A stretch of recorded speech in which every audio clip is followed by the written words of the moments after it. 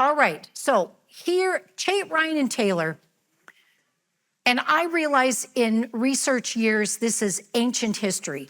Their research was 2004, this was released. Board source and helped fund their research.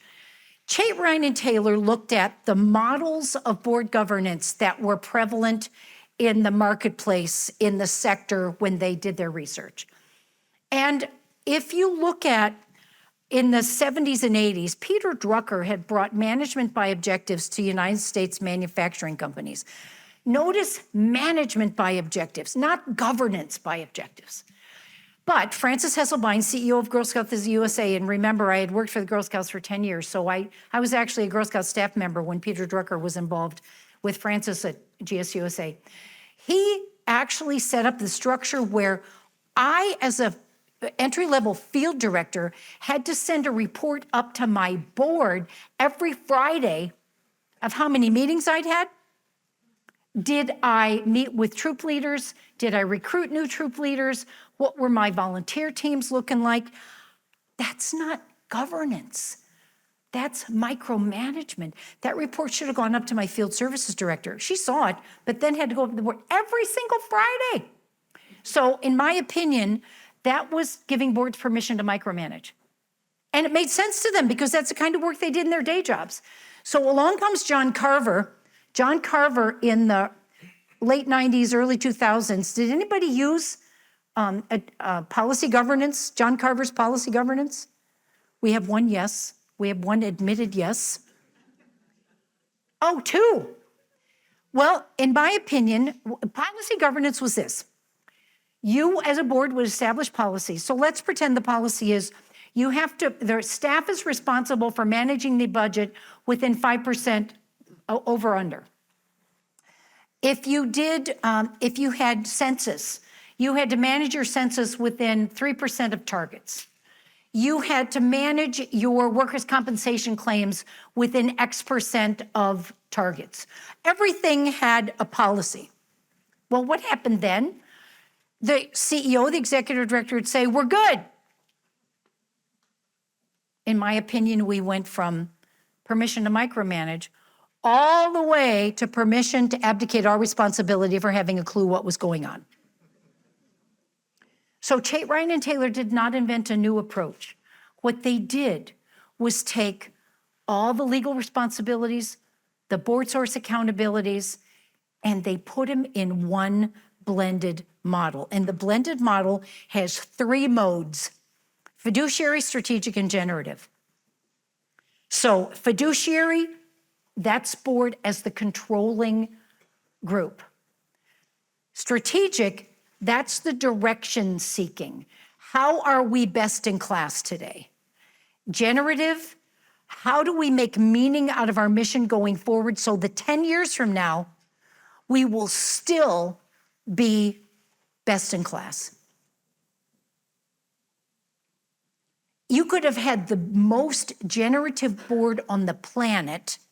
In March of 2020, you had to snap back to fiduciary. You had to figure out how to keep your people safe and pay the bills. So this is not linear, it's fluid. And depending on what you're doing, you will do any and all of these throughout the year. So type 1 governance, fiduciary governance. Notice it's not financial, it's not fiscal. This is where care, loyalty, and obedience fit in. It's the baseline. It's also looking at the traditional responsibilities of making sure you're taking care of the money, making sure you're in compliance with every rule and regulation you need to be in compliance with, and it's oversight. If you're doing all that today, great. But if you're not moving past that, there's some swimming lessons you could still take. And in most boards, in my opinion and experience, you've got a couple people who are always in all three modes, but others who are very comfortable being stuck in fiduciary because, of course, we're thinking about care, loyalty, and obedience, and that's where these live. So a type 1 board, every single board has to do type 1 work, but you have to do it correctly and in the right proportion. Oftentimes, a type 1 board has board committees that mirror the staff departments. You don't need to have a committee that mirrors the staff departments. You already have staff on that. So think about how to transform the committees so that you're adding value to the work of the staff, not micromanaging them. When you've got a type 1 board, you are often focused on the very technical work rather than a much more human and encompassing work. Type 1 boards are process-driven. They look like they're very effective because meetings are a series of reports, of staff functions, and things reported by board members. These are often boards that react to and ratify recommendations made by staff. And it's like the strategic plan. The staff wrote it, and we're going to approve it. The budget, the staff drafted it, and we're going to approve it. You need to be more engaged with that. If trustees are focused on a balanced budget rather than actually thinking about, have we invested the money in the right place to do the strategic work we need to do next year, you're probably a type 1 board. And they're an underperforming asset. You've got these amazing people with skills and abilities and willingness, and all you're doing is letting them listen. When you get to type 2 boards, and a lot of boards want to be here, and it's great to be a type 2 board, but in a type 2 board, what winds up happening is you're stuck on today, and you're not thinking about 10 years from now. Now, I'm also smart enough to know, even if you're the most generative board, right now you probably do need to be strategic and very, very fiduciary because of what's happening with public funding. But it doesn't mean you stop thinking about 10 years from now, because we don't want to come out of this period behind because we forgot to also be generative at the same time. When we do strategic work as a board, we really begin to think of ourselves as a partnership with the staff. It's not gotcha, it's not staff didn't do this, it's really, can we do joint problem solving? If we've got a speed bump on the staff side, how do we work on it together rather than say, solve the problem and come back to us? When we're looking at strategic governance, we all accept the responsibility for looking at what is the external environment telling us right now, and how can we respond and react to that. Type 2 boards have committees and task forces structured around strategic issues. So we've abandoned the parallel with the staff structure. You will have a finance committee, you will have an audit committee, you will have a governance committee. You probably don't need any other committees. You need task forces and work groups as the opportunities come up. And again, remember, I don't want you to have development committees, I want you to have teams. When you're in a type 2 board, you tend to rely on analysis rather than thinking about, are we asking the right questions and getting feedback on the right questions. And it's not strategic planning, it's strategic thinking. And strategic thinking requires, I hate that outside the box. I heard a speaker once who said, I want people who think outside the box, but I want them to remember we got a box. So the box is your mission, your call to action. So a state-of-the-art board is a generative board, not a type 2 board, but it's still very much progressing into that trust space where we see ourselves as teams. And when we're developing strategies, we really need to make sure we've identified the right problem.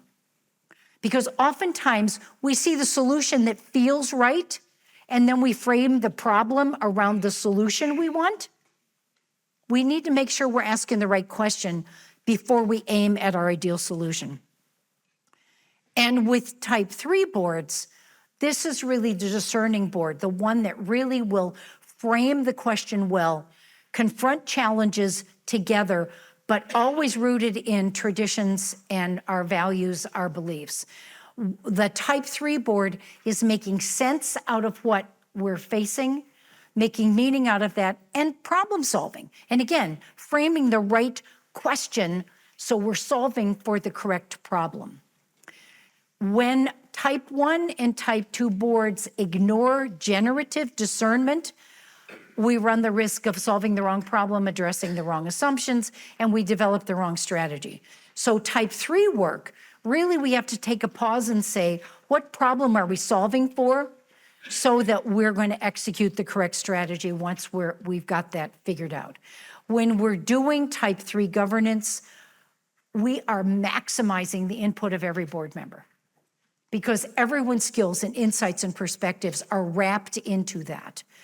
So why would we do this? First of all, it empowers us, it engages us as individuals, it exploits the talent of the board, it enriches the work we do because we come to a meeting, maybe we listen to 20 minutes of pro forma stuff, and then we're either engaged in a learning experience or a generative discussion about a significant issue that we want to deal with. And it enhances our performance as a board and as an organization. If you don't have Chait, Ryan, and Taylor on your bookshelf, once this is over, go to Amazon and buy one. It really is an amazing piece. And as I said, it was published more than 20 years ago. I still think it's one of the best books on comprehensive governance that was ever written. So let's do a bit of a deeper dive here. So when we look at generative governance, we're really looking at the duties of nonprofit boards. Again, determine mission and purpose. Your mission statement, that's your brief call to action. Your vision statement, the long-term picture, if you are totally successful, what is it that you are going to, how's the world going to look? And then thirdly, your values. What are your core beliefs? What are the core values that guide your work and the way you do it? I blended duties 2 and 3, hiring, supporting, and monitoring and evaluating the CEO, making sure you have the most qualified person. And what are the needs you have? How does your CEO, your executive director, bring strengths to the work, but also thinking about the vulnerabilities of your nonprofit, and does the CEO you hire have the capacity to advance that work? You absolutely need a written position description for the CEO that you evaluate every year. It doesn't mean you change it every year, but you make sure it's still right. And I already alluded to the fact that if you need your CEO at more tables in the community, do you have their position description so focused on what's in the building that they can't possibly get out there? So think about that. That's one that often needs to be tweaked. Think about the partnership you have with your executive director, looking at compensation.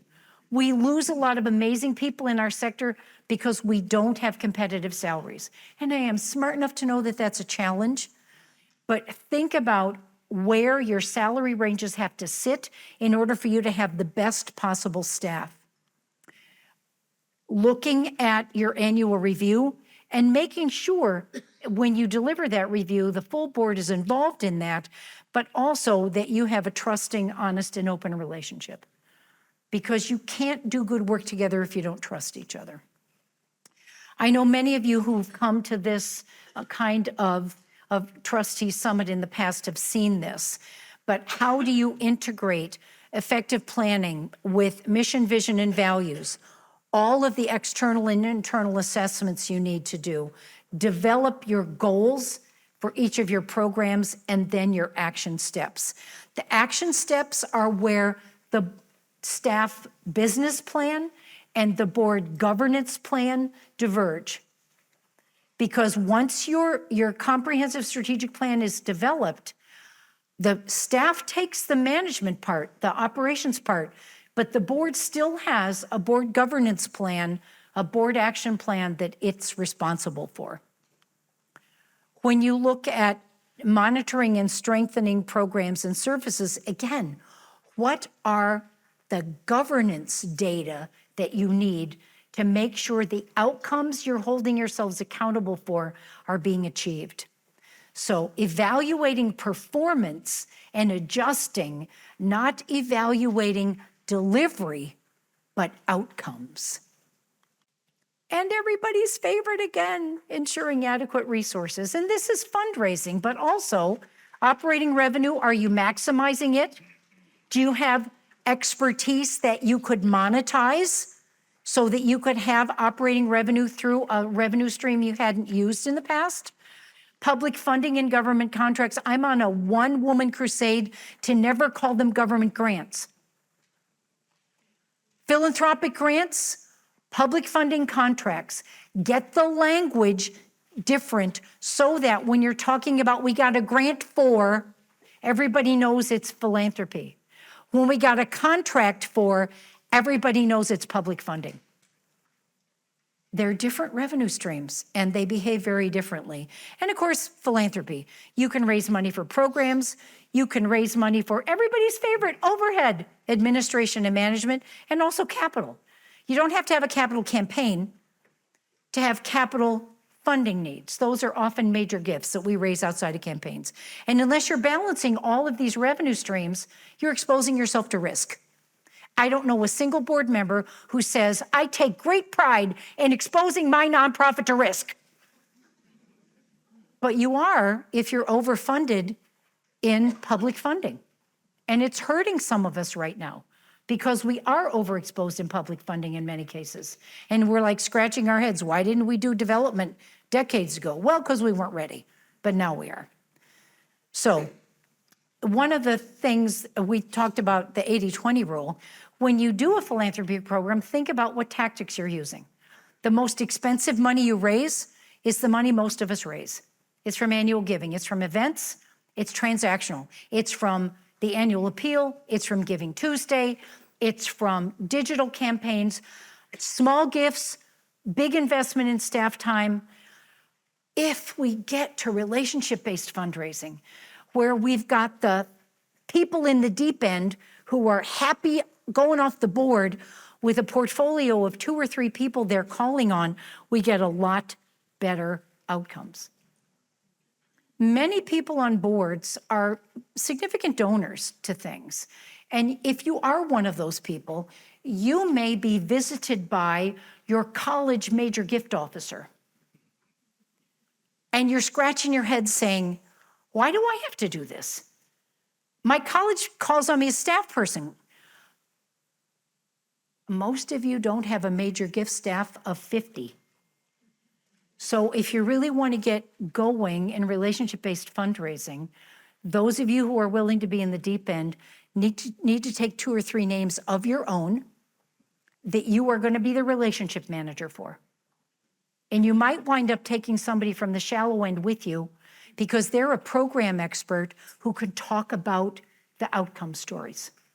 So if you want to get away from transactional philanthropy, you need to get into relationship-based. And the bridge between transactions and major gifts is often mid-level donors. Donors of $1,000, $2,500, $5,000, $10,000 a year. And that may seem impossible to all of you, or some of you, or any of you, but it's not. But you have to do it with intentionality and a plan. So I want to think about what do donors want from us? They want well-managed organizations who own our future.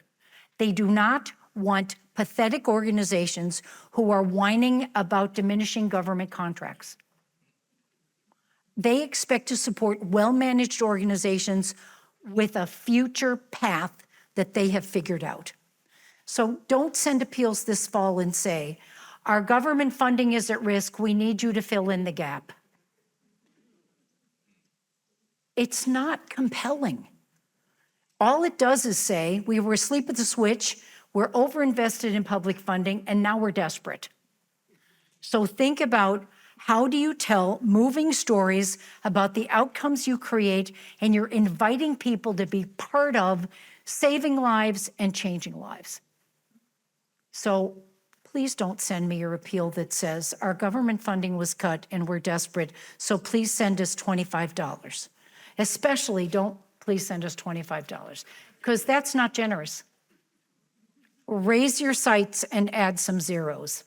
So building relationships with us, not sucking up to rich people, honoring the people who invest in our work. So who are you thanking? How are you thanking them? And who's in the room when they're being thanked?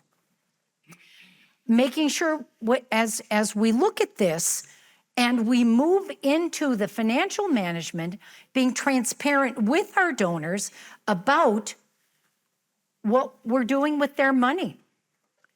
So when you're doing your budgeting, when you're doing your reporting, when you're doing all those things, it's not just the IRS you're reporting to. It's also the people that are your investors.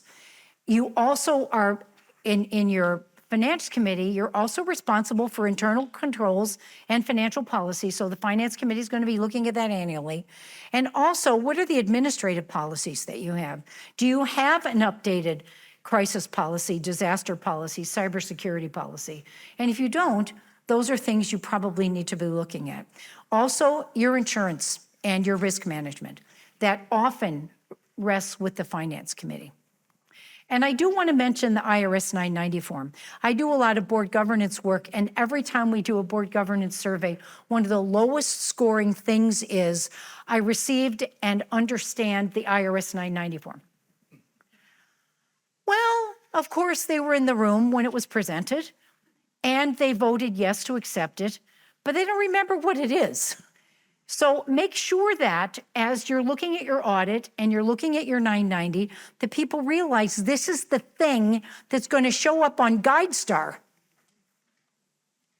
I don't know why it's the thing that nobody remembers, but if they're not on the finance committee, they certainly aren't thinking about it. But GuideStar obtains all of our 990s and they make them available. My personal opinion is, why make them go to GuideStar? Be transparent, put it on your own website. I wouldn't put your audit on the website, but I would put the public version of your 990 on the website. So just a thought. And if you've not really thought about your GuideStar rating, get on that. It's not a board responsibility necessarily. If you have the staff bandwidth to do it, please do. But making sure your public face, your GuideStar rating, is something that is as high as it can be, and you're aspiring to get it higher. I promised to talk a little bit more about building a competent board. So this is what your governance committee does. And if you join BoardSource, they have the coolest PDFs that you can use to support the governance committee. Number one, support the board chair in designing and executing the annual board goals, because it's the board chair responsible for that, not the executive director. You're monitoring individual board member performance. Who's showing up? Who's not showing up? If somebody's got a string of non-attendance, you're talking to them about why is this a challenge for you now? And there may be a good reason, but it may be that they really aren't a good fit. Assessing and evaluating the board as a whole, which feeds right into the question we had earlier. The governance committee is responsible for bylaws and document review. The board position description, the bylaws, all those things that the board signs annually. And the governance committee is responsible for planning onboarding and also periodic board training. Now, the governance committee probably is going to talk to the staff about training needs and potential presenters, but it's the governance committee's job, not the executive director's job, to be mindful of board training. Sometimes governance committee is also responsible for planning an annual board retreat. Not every board does that. Sometimes you'll have a task force to develop a retreat. When you have a nominating committee and a governance committee are not two separate committees. Nominating is a function of the governance committee. So if you've got a nominating committee that's not a governance committee, set your sights on evolving it. If you have both, you've got a bifurcated structure. So blending the nominating work into the governance committee is an appropriate thing.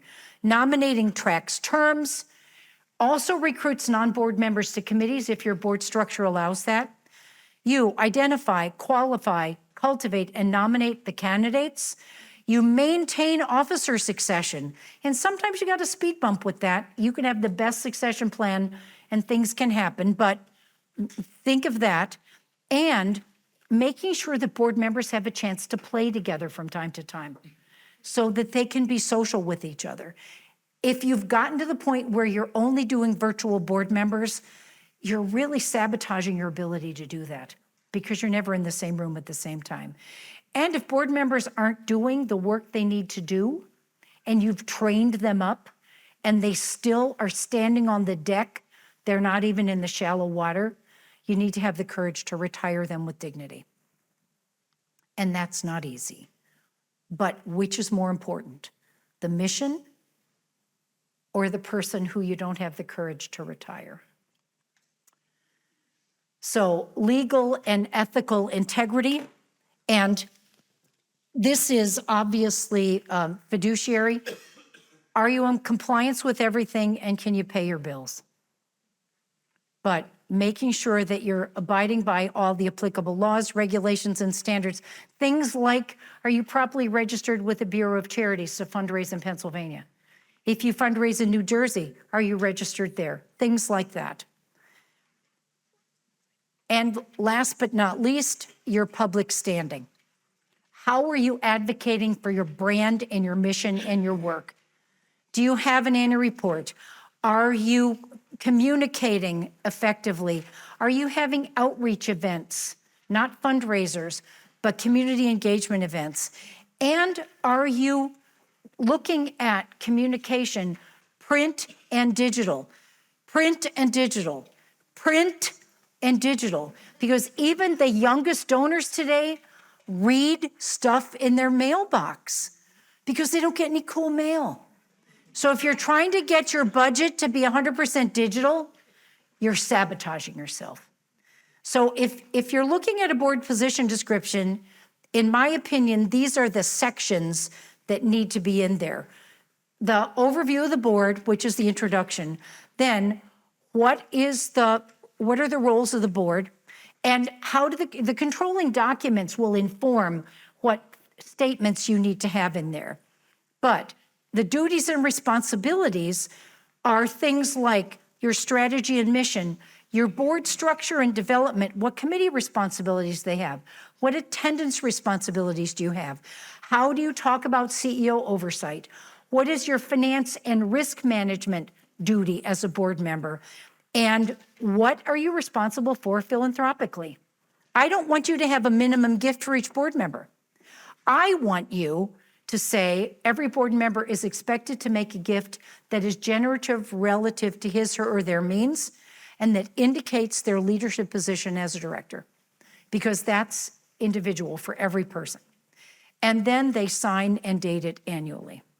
So how do these all fit together? So the 10 responsibilities of nonprofit boards are on the left.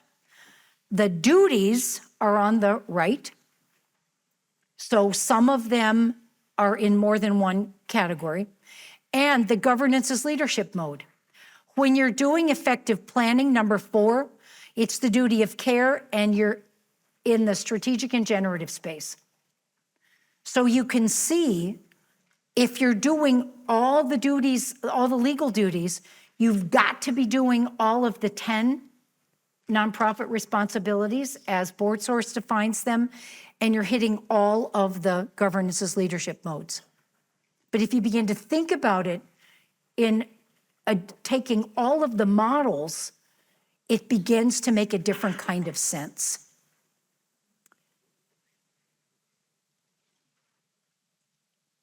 Hopefully you'll find this helpful. So as we look at how the board then does its work, you think differently about the way you approach your work. And if every decision has a generative component, you're making sure you're focused on the right question. And the budget example is, of course, not just passing a balanced budget, but passing a budget that is focused on the strategic work of the organization. So it may require a completely different look at how you do what you do. And as you look at it, generative thinking, what are the alternate hypotheses that we could have? If you've got an end in mind, you probably haven't thought about all of the alternatives. So thinking about how you frame opportunities, how you have robust discussion. And if you've got a consent agenda, you've got all this time to have that robust discussion. Sometimes you need to have a completely separate meeting to talk about something really significant, and that's okay. But every board meeting is more like a retreat because you're having a thorough, engaged, robust conversation about whatever the challenge is. And the board becomes a very strong asset. And you're also fluid enough to know if we've got to snap back to fiduciary, we're going to do that. So as you look at the relationship then between your amazing staff and your highly motivated board, you really have a trusting relationship that's based on the leadership of the board and that the group is a community of learners. You're relying on board members as resources, not just their technical expertise. And it doesn't mean you're abdicating responsibility. What it does mean, if you're driving down a lane let's pretend we're on the Schuylkill, everybody's favorite thing to hate. Sometimes you're in the fast lane, sometimes you're in the slower lane, sometimes you're in the breakdown lane. But you can see the other cars. We're not in silos, we're in lanes. So as you look at that, you're really considering the fact that sometimes we're going the same speed side by side. Sometimes one of us is behind the other. Sometimes one of us is in the breakdown lane and we need to move over and take care of each other. But that becomes part of this. So we really need to look at collaboration, not division of labor. And as you work collaboratively to do this, the CEO, the executive director, works jointly with the board to make sure that you have the kind of work you really need to do and want to do, and you've arrived at the right conversations. So when we think about maximizing different ways of thinking, you're not going to do this in a week. You're not going to go back to your board next week or next month and say, I learned this new style of how we're going to work and we're going to be totally generative. You've got to have a glide path to this. And in my opinion, it's going to take, if you're a fiduciary board today, it's going to take you maybe up to 3 years to get to fully generative.